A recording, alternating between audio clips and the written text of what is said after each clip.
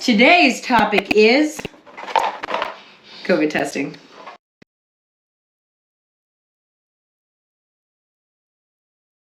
One of the biggest questions that I'm always asked is, how do you arrange for the testing that's required now? Or what do you use? Starting December 6, 2021, the United States came out with the requirement that regardless of vaccination status, everybody had to have proof of a negative viral or antigen COVID test within 24 hours of your flight departing. When we went to Costa Rica back in November, we were going to go ahead and arrange for the hotel to set up this testing for us. And it really kind of stunk because when we arranged for it, they quoted us at about $150, $175 per person, which, if you know anything about me, I am a very frugal travel person. I think spending tons of money on travel is not sustainable. So anytime I can get a trip for super cheap, I'm all about that.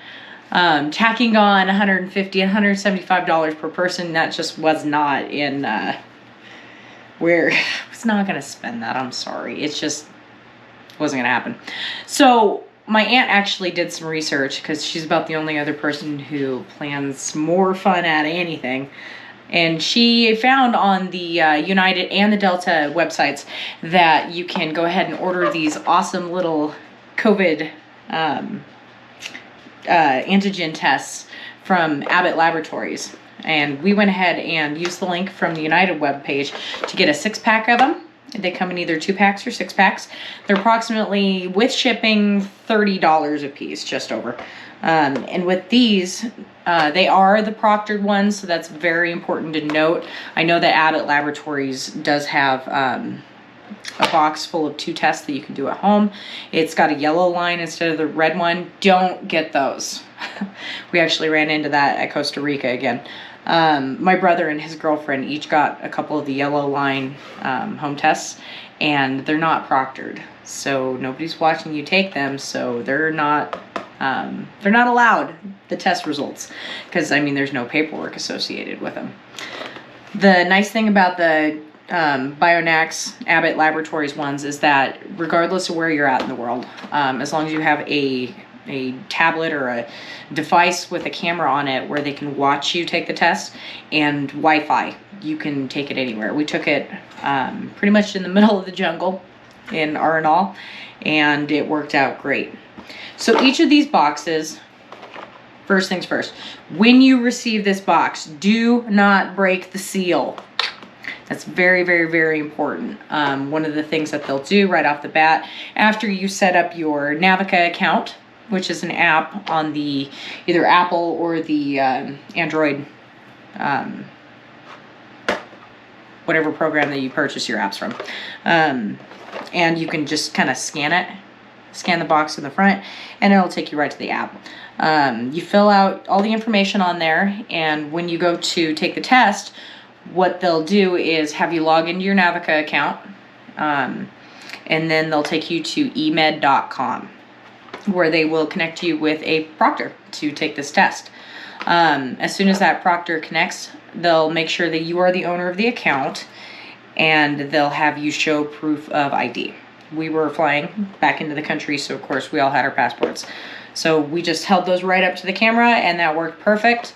After you do that, they have you scan your QR code. Scan the one on the back, not the one on the front, because again, the one on the front is to take you to the Navica app. I learned that. Dumb, but you know, somebody had to do it. So as soon as they have you scan the QR code on the back, what they'll do is they'll have you open up the box. Now, I'm not going to open this one because I haven't used it yet. Roy and I are getting ready to go to Turkey, and this is one of the new tests that we ordered so we can come back to the country.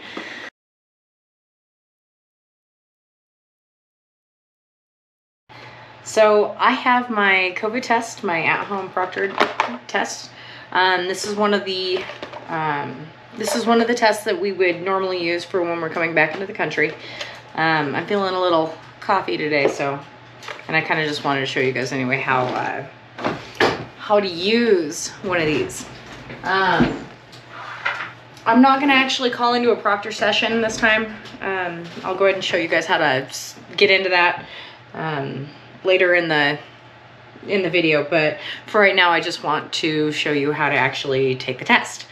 So first things first, don't open your box until you are logged in with a proctor and they tell you to open the test.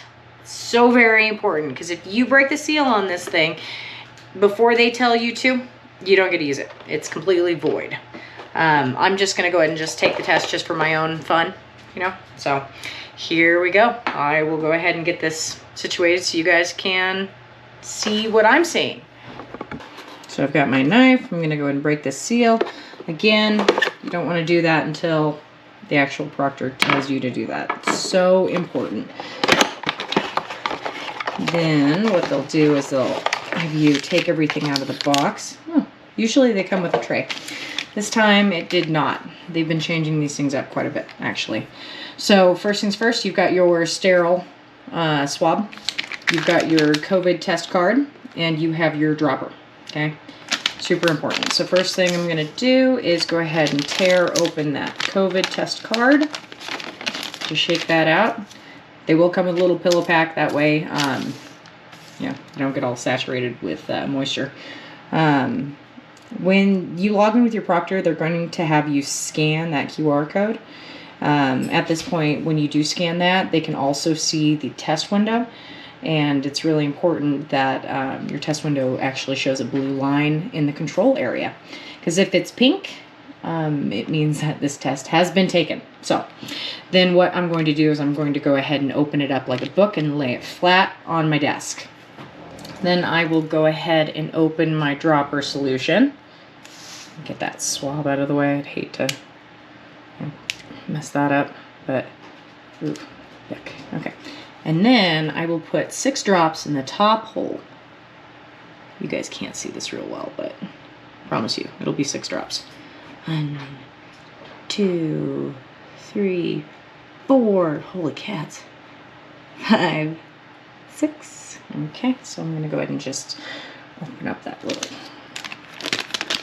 bag. Just toss that in just so I don't mess it up. Then what I'm going to do is I will open this up. I don't know if you guys can see it. I think you can. But you can see the swab on this side and the stick part on this side. I'm going to open it up so I can grab the stick side. And then before I do that, I'm actually going to turn you guys around. So you can see me take the actual test.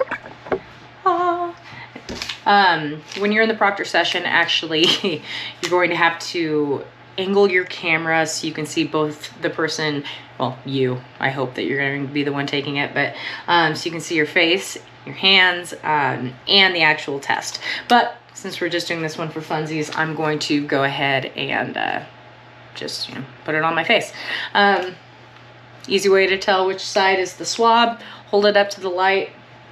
It shines through, and you can definitely tell. Oh, well, now I feel dumb. On this side, it's actually clear.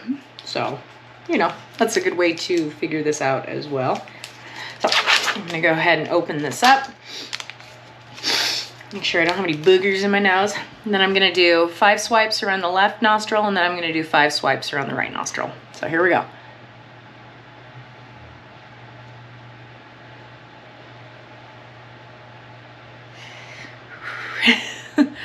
I'm fighting a sneeze.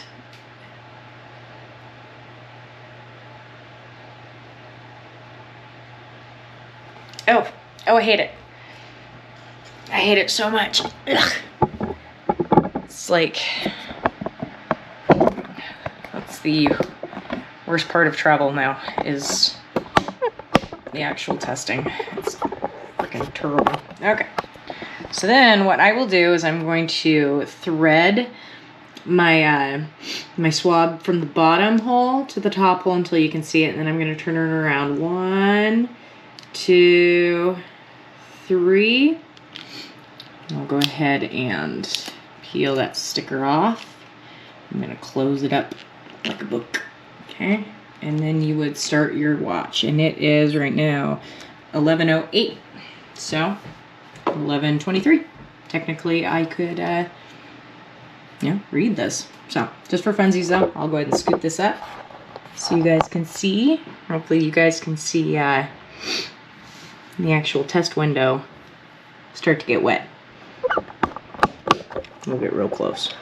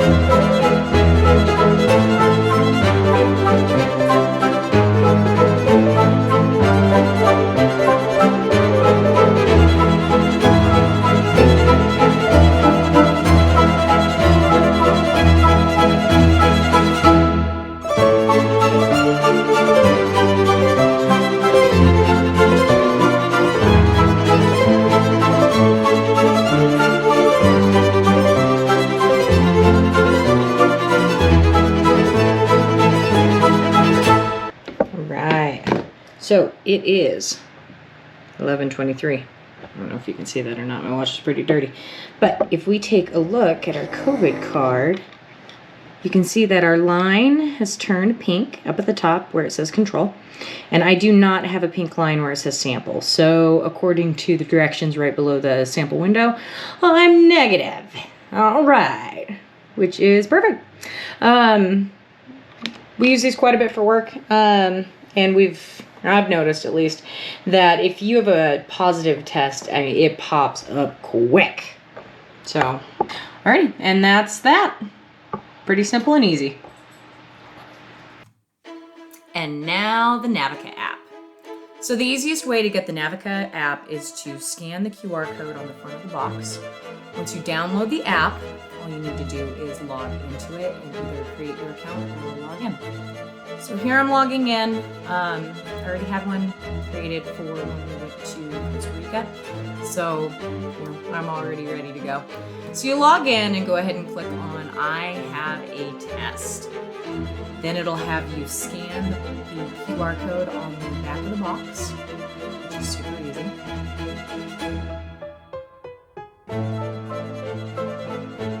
Well, looks easy. After that, you click on test with email. It will tell you, again, do not open this test until someone tells you to do it. And then it'll take you to the emed.com website where you click on start test now. After you answer a couple questions, you click on start testing. And it'll just walk you through everything. It's super easy. Again, it'll have you sign in with your Navica account once more. I don't know if you can just go straight to the event site. I haven't tried it that way. So, but then you answer all these questions. Make sure you have your unopened box, you wash your hands, and there's the questions. Of course, we always use these tests for coming back into the country, so that's the one that I went ahead and clicked on.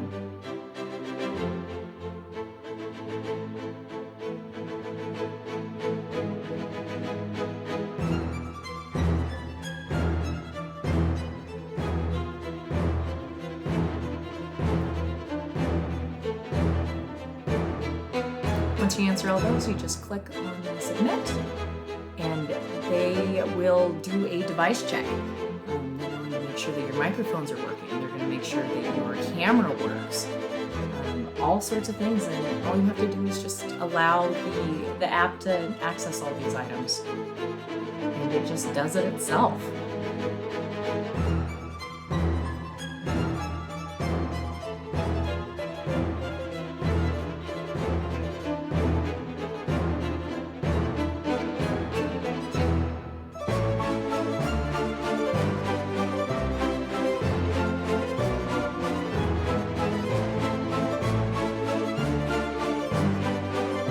Huzzah! After 15 minutes has passed, there'll be a little link on the bottom of the screen that you click to reconnect with the proctor, and they'll go ahead and interpret your results with you. They'll verify that you are who you are still, and they'll have you scan that QR code again, and at the same time they can see the window with the results. Your control line should turn pink, and if there is a line, even if it's a faint line along the bottom, that means it's positive. So keep an eyeball on that. We've been using these quite a bit for work since I've had such success with them. And for the most part, if you have a positive COVID test, I mean, it's pretty immediate that you'll see that little pink line. Yeah. But after that, what they'll do is they will tell you, yes, you're positive, you're not positive, and then they will tell you that they're going to email you the results, and then they also upload documentation to your Navica account. So regardless of what happens to your email, and if you can't get into it, you still have access to it in your Navica account. What we ended up doing was taking screenshots so we could show the person at the airport just the results, and it worked out great. When we checked in to deposit our baggage at the flight, they took a look at it. They made sure that it was each person's name on it, had our passport information. It said what kind of test it was and how long ago it was taken. At that point in November, anybody who was vaccinated, we had, I believe it was 3 days, 2 or 3 days. Don't quote me on that. Within departure that you could take the test. But now it's changed to 24 hours for everybody. So fair warning, 24 hours, not a minute before, okay? Otherwise they will not accept it. You'll have to take another one. One of the other things that they say you should do is have an extra test for each person when you go out of the country, which, you know, honestly, I think is a good idea, just in case something happens or someone accidentally breaks the seal or something is wrong with this thing. When we went to Costa Rica, we had it was 9 people that we had tests for, and we had 3 extras, and it actually worked out really well because my brother and his girlfriend had the wrong tests, so we were able to give them each one of these so they could get back into the country. I think these are great. They're really lightweight, so you're not, you know, they're not super heavy. They're really super easy to use. And the Wi-Fi connection, we had a pretty crummy one when we were in La Fortuna, but it still connected and we still got all the way through. One of the biggest things that we noticed with these is that it seemed to work better with an iPad rather than an Android. It might just be us, but you know, fair warning, if you have an iPad, maybe try that. Other than that, super easy, super cheap. I'll go ahead and post the links to where you can get these tests down below. But of course, don't take my word for it on whether or not this is going to be allowed. You need to verify with your airline if these tests are accepted. I know that at the point of when we went to Costa Rica in November, it was being accepted by Delta and United, but you should always do your own research. I'd feel really bad if anybody got stuck out of the country because, you know, they bought these tests and it didn't work out. But if you are doing at-home COVID testing, I think the biggest thing that you need to make sure before you buy any test is verify that it is a proctored test. And when I say proctored test, it means that somebody is watching you take this test, okay? It can't just be your mom who you're on the trip with. It has to be somebody who's actually an authority in some way, okay? Just fair warning on that.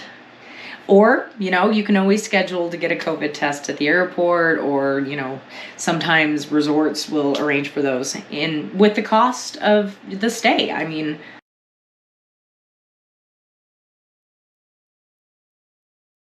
What do I think of COVID tests? Or what do you think about those COVID tests that we get? I like the COVID tests that we get. Are they muy bueno? They work really well. Oh, At least they did in Costa Rica. yeah, that's true. Yeah. Ah, that's endorsement by Roy. Yeah, sure, you betcha.